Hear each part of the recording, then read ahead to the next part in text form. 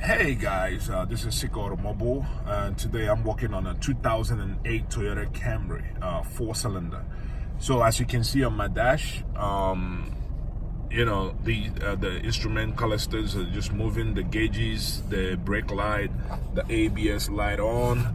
So I'll show you guys what I'm gonna do to take out the light, and just hang on. Hey guys, Siko Automobile. So this is what I'm doing to the ABS. The reason why the light is coming on. The instrument clusters is going back and forth. So I went to the junkyard. I bought this from a car store for like $30.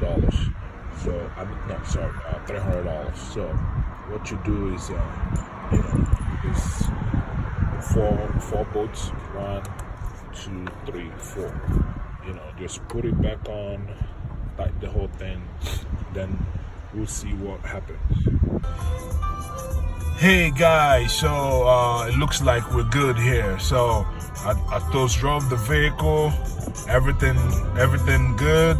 So once you have that kind of problem, just go ahead and change the ABS, the cover. You don't need to change the whole ABS model. Yeah, so thanks for watching. If you like this video, don't forget to put a thumbs up. Thanks for watching. Bye bye.